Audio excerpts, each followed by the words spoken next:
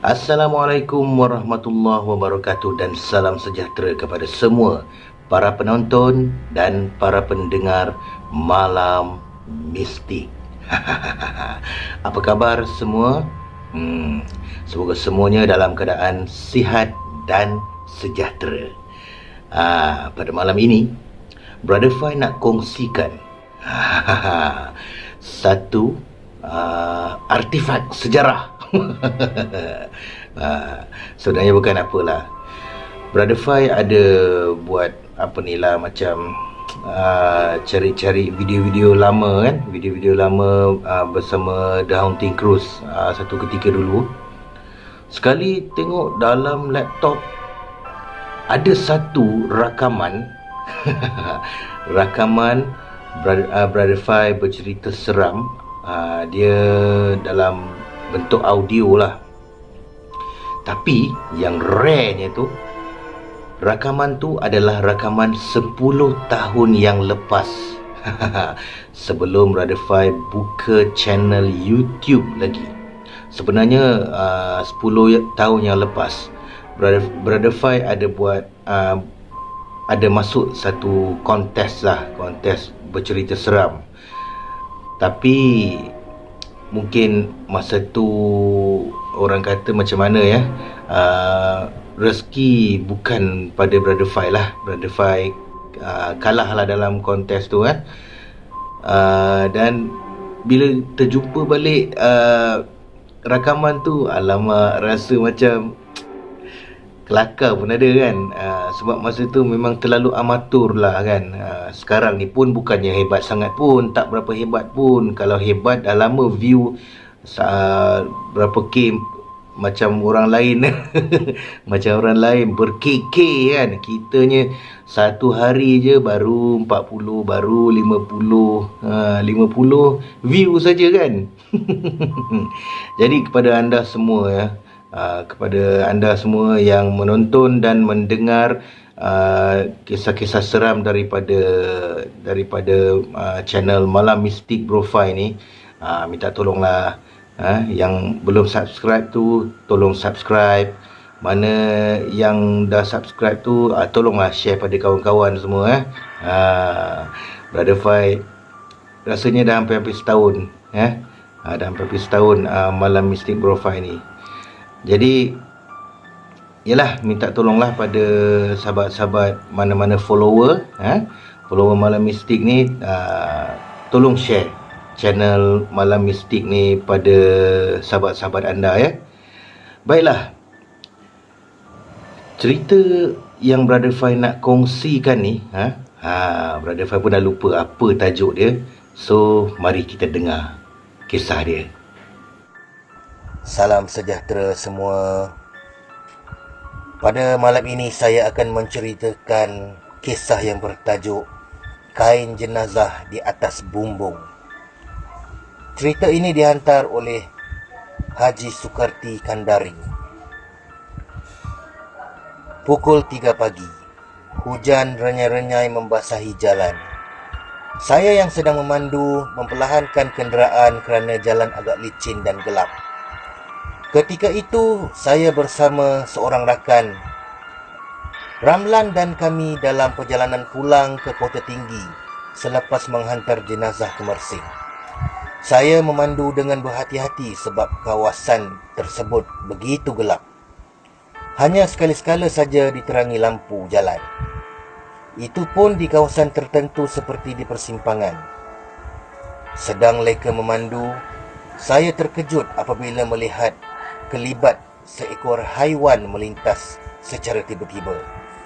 Sepantas kilat, kaki saya menekan brek. Sring! Bunyi tayar van jenazah mencengkam jalan. Jelas kedengaran. Tetapi disebabkan saya membrek secara mengejut dan jalan pula licin, van yang saya pandu itu terhuyung-hayang ke kiri dan ke kanan jalan. Steering van terus saya genggam erat. Saya tidak mengawalnya supaya tetap berada di laluan dan tidak terbabas ke sebuah parit besar tepi jalan. Tapi beberapa saat kemudian, Dum! Bunyi hentaman bergema disusuli dengan gegaran yang cukup kuat. Semua barang di dalam van bertebaran. Saya dan Ramlan terhenyak ke depan menghempas dashboard. Perlahan saya membuka mata. Rupa-rupanya van yang saya pandu tadi sudah terperosok ke dalam parit. Saya dan Ramlan bergegas keluar dari kenderaan. Aduh, Lan, engkau okey ke? Soal saya dengan dada masih berdebar-debar sebaik berjaya keluar. Aku okey, tak ada apa-apa, jawab Ramlan sebelum kami berdua memanjat tebing keluar dari dalam parit yang agak dalam. Nasib baik kita dah hantar jenazah, sambung Ramlan sambil mengimbas majunya yang mula dibasahi hujan. Itulah, kalau tak, dengan jenazah-jenazah sekali bertibaran, balas saya menyokong kata-katanya. Kami memeriksa badan masing-masing. Saya hanya mengalami luka kecil di tangan dan sakit-sakit badan. Ramlan tidak alami sebarang kecederaan. Tu ada kereta lalu. Jom kita minta bantuan, kata saya, lantas cepat-cepat berdiri di tepi jalan sebaik ternampak cahaya lampu sebuah kereta akan melalui tempat kemalangan kami itu. Apabila kereta tersebut semakin hampir, saya mengangkat tangan untuk menahannya. Kelihatan pemandu tersebut memperlahankan kereta. Tapi bila semakin menghampiri kami, pemandu tadi terus menekan minyak dan memecut laju. Lagak pemandu kereta tersebut seperti dalam ketakutan. Saya yang melihat tindakannya pula terpinga-pinga. Pelik, kenapa pemandu tadi enggan membantu kami, padahal dia nampak van kami terperosok ke dalam parit. Tak apa, kita tahan kereta lain pula, cadang Ramlan. Tidak lama selepas itu, 3-4 buah lagi kereta melalui jalan tersebut. Perkara sama saya buat. Mulanya saya lihat semua pemandu kereta itu memperlahankan kenderaan masing-masing seperti mahu berhenti. Tapi apabila semakin dekat, tiba-tiba saja mereka terus memecut laju meninggalkan kami, sama seperti pemandu kereta yang lain. Saya bertambah hairan. Apa sahaja tak ada seorang pun yang nak tolong ni? Tanya Ramlan bila melihat situasi itu. Takut kot, jawab saya pendek. Waktu itu, saya terfikir mungkin semua pemandu tadi takut untuk menghulur bantuan. Mungkin bila dekat, mereka baru sedar yang terbabas itu ialah van jenazah dan kemungkinan mereka fikir masih ada jenazah lagi di dalamnya. Lagipun sudah lewat pagi. Kalau macam tu tak boleh buat apa dah. Kena call kawan minta tolong lah, saya memberi cadangan. Ramlan setuju. Segera saya menghubungi seorang sahabat bernama Syarif dan meminta bantuan daripadanya. Sejam kemudian, Syarif tiba bersama sebuah kren untuk menarik kenderaan kami keluar dari dalam parit. Selepas kren tiba, saya lihat baru ada pengguna jalan raya lain yang mahu berhenti. Sebahagian daripada mereka adalah penduduk yang tinggal di kawasan berdekatan.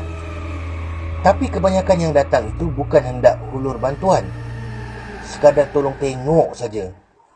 Ketika Syarif bersiap-siap mengikat tali pada besi di sebelah bawah bahagian hadapan van, tiba-tiba dia bersuara, macam mana kain ni boleh ada di atas van? Katanya seperti terkejut. Kain apa pula, Syarif? Soal saya pula tercengang sebab tak nampak sebarang kain. Lagipun keadaan di tempat itu juga gelap. Tu, kain penutup jenazah ke atas van tu, kata Syarif sambil tangannya dihala ke bumbung van. Sebaik memandang ke arah yang ditunjuk, Syarif, saya terkejut. Ramlan juga begitu. Manakan tidak, Di atas bumbung van jenazah berselubung kain hijau bertulis ayat-ayat suci Al-Quran. Kain itu sebenarnya kami gunakan untuk menutup keranda. Malah lebih mengejutkan kami, hamparan kain itu begitu kemas seperti dibentangkan oleh seseorang. Macam mana boleh ada kat sini? Siapa bawa keluar dari van? Tanya Ramlan kepada saya terpinga-pinga sambil melihat Syarif menutup kain tersebut dari atas bumbung van. Soalan daripada Ramlan itu saya tak mampu jawab. Saya sendiri berasa pelik dan aneh. Memang saya tidak perasan ia ada di situ. Saya tertanya-tanya bagaimana kain itu boleh berada di atas bumbung van. Siapa yang bawa keluar? Kalau sekalipun benar kain itu tercampak keluar ketika kami kemalangan, pastilah ia jatuh di atas tanah. Ini tidak. Elok saja terbentang di atas bumbung van. Seperkara lagi, jika benar tercampak keluar, pastilah bukan kain itu saja. Sebaliknya dengan bantal-bantal dan keranda sekali. Tapi ini tidak. Hanya kain hijau bertulis ayat suci itu saja. Malah selepas kemalangan itu, saya periksa semua pintu van, tapi semuanya tertutup rapat. Tiada satu pun yang terbuka. Jadi bagaimana kain tersebut boleh melayang keluar? Bingung saya memikirkannya. Selepas kejadian pelik itu, saya mula teringat pada reaksi pengguna jalan raya sebelum itu. Patutlah bila saya tahan mulanya mereka seperti mahu berhenti. Tapi bila sudah dekat, tiba-tiba saja mereka memecut laju. Lagak mereka seperti ketakutan. Mungkinkah mereka bertindak sedemikian sebab ternampak sesuatu di atas bumbung van? Ataupun adakah kejadian pelik ini berlaku ada kaitan dengan kejadian yang berlaku sebelum ini di kawasan Terbabit? Sebabnya, beberapa orang penduduk yang datang memberitahu pada kami, seminggu sebelum itu ada berlaku kemalangan yang merenggut nyawa di kawasan tersebut. Malah tempat itu juga sama dengan tempat kemalangan kami. Adakah itu puncanya? Sekian cerita saya pada hari ini. Bye-bye. Itulah kisahnya. Tajuk dia baru teringat tadi. Kain jenazah di atas bumbung. Cerita ni memang rare. Rakaman suara 10 tahun yang lepas. Sejarah tu.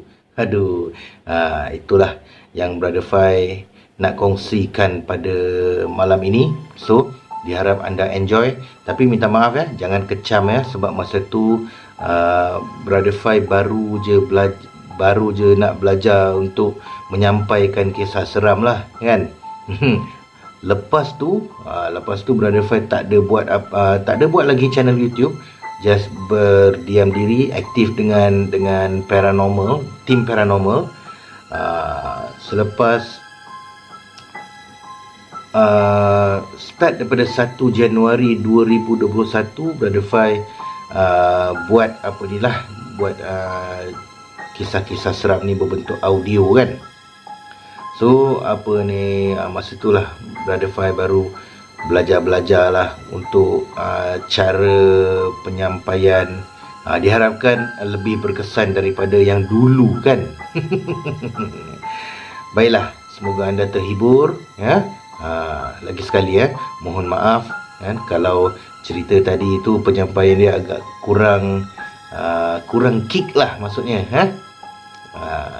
dan jangan lupa subscribe channel Malam Mistik Bro Fai. Tekan butang loceng untuk sentiasa mengikuti perkembangan channel ini. Dan tolonglah tolong share pada kawan-kawan anda kan. Sebab dalam masa ni dah bulan 9 kan, dah masuk 9 bulan buat ni, masih ciput. Dan apa ni, view pun masih ciput, padahal setiap hari buat cerita seram. So minta tolong support lah kan. Okey, kita jumpa lagi pada malam esok seperti biasa. Assalamualaikum. Peace. No war.